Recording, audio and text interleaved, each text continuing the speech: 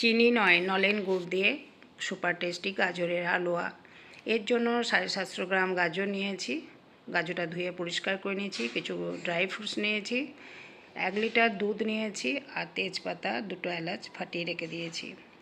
গাজরটা গ্রেট করে নেওয়ার আগেই দুধটাকে গরম করতে বসিয়ে দিতে হবে।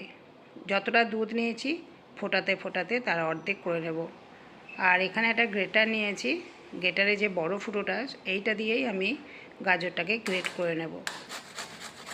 দুধটা ফোটাতে দিয়ে গাজরটাকে করে নেওয়াই ভালো, কারণ দুধ ফোটাতে অনেকটাই সময় লাগবে। দুধটাও খেয়াল করতে হবে।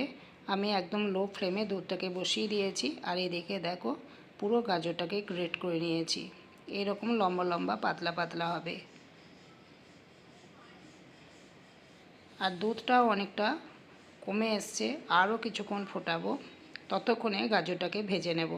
সেই জন্য পাশের ওভেনে একটা পাতলা প্যান বসিয়ে দিয়েছি। এখানে 1 চামচ ঘি দিয়ে একটা তেজপাতা আর এলাচ ফাটিয়ে দিয়ে দিলাম। আমি প্রথমে কাজু আর আমন্ডটাকে ভেজে নিচ্ছি। কিশমিশটাকে ভাজবো না, কিশমিশটাকে পরে গাজর আর দুধ যখন ফুটে অনেকটা ঘন হয়ে যাবে সেই সময় কিশমিশটা দিয়ে দেবো। এখানে দেখো, গাজরটাকে ভেজে নেব। গাজরটা যতক্ষণ না জল না শুকোবে। গাজর কিন্তু কুড়ে নেওয়ার আগে গাজরটাকে ধুয়ে পরিষ্কার করে নিয়েছিলাম। আর গ্রেট করার পরে কিন্তু গাজর একদমই ধোবে না, আগেই ধুয়ে পরিষ্কার করে নিতে হবে, তারপরে গ্রেট করতে হবে। কিন্তু তা সত্ত্বেও গাজরের নিজস্ব যে জলটা থাকে সেই জলটাকে ভাজতে ভাজতে শুকিয়ে নিতে হবে। আর দুধটাও ওইদিকে ঘন হয়ে যাবে, তাহলে হালুয়াটা করতে বেশিক্ষণ সময় লাগবে না। আমি যেভাবে করছি সেইভাবে স্টেপ বাই স্টেপ ফলো করবে। গাজরের হালুয়া নলেন গুড় দিয়ে খেতে দুর্দান্ত লাগবে। শীতকালে এর থেকে ভালো ডেজার্ট আর কিছু হতে পারে না। একদম ঘরোয়া পদ্ধতিতে বাড়িতে তৈরি করবে, আর জিনিসটা সত্যিকারই সুন্দর খেতে হবে। দুধটা দেখো কতটা ঘন হয়ে গেছে। যতটা দুধ নিয়েছিলাম তোমরা দেখেও বুঝতে পারছো দুধটা অনেকটাই কমে এসছে। আর অনবরত নাড়তে হবে দুধটাকে, কারণ দুধ বেশি আঁচেও করা যাবে না, আর বেশি আঁচ দিলেও দুধটা উতলে যাবে। সেই জন্য কম আঁচে দুধটাকে দিয়ে নাড়তে হবে। আর এদিকে ভাজা গাজরটাকে দিলাম। দেওয়ার পর আবারও অনেকক্ষণ সময় ধরে একদম কম আঁচে গাজরের সাথে দুধটাকে ফুটিয়ে নিচ্ছি। যখন দেখবে ঘন হয়ে গেছে, মানে যতটা দিয়েছিলাম সেই সময় কিশমিশটাকে দিয়ে দেবে। তারপরেও আরও কিছুক্ষণ ধরে এটাকে ফুটিয়ে নেব। কিন্তু এখন নলেন গুড়টা দেওয়া যাবে না, নলেন গুড়টা দিতে হবে দুধ আর গাজর যখন অনেকটা মিশে যাবে একসাথে, সেই পর্যায়ে নলেন গুড়টা একদম শেষের দিকে দিতে হবে। দেখো, এই পর্যায়ে নলেন গুড়টা দিলাম। দুধটা অনেকটা ঘন হয়ে ক্ষীরের মতো হয়ে গেছে। ঠিক এই রকম জায়গায় এসে নলেন গুড়টা দিয়েছি।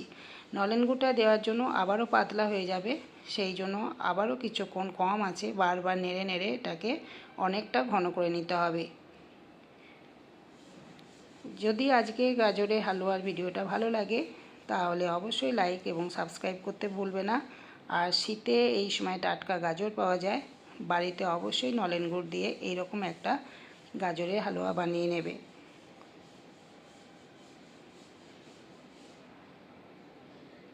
আশা করি আজকের ভিডিও তোমাদের পছন্দ হয়েছে। ভিডিও পছন্দ হলে অবশ্যই ভিডিও শেষে একটা কমেন্ট করতে ভুলবে না। এবার আমি গ্যাসের ফ্লেমটাকে অফ করে দেব, তারপরে ঢাকা দিয়ে কিছুক্ষণ রেখে দেবো। আর ঠান্ডা হলে এটা ফ্রিজের মধ্যে রেখে দিতে হবে। ফ্রিজে রাখলে এমনিই জমে যাবে। দেখো, আমি 5 মিনিট পর দেখাচ্ছি কতটা ঘন হয়ে গেছে, আর কালারটাও খুব সুন্দর এসছে।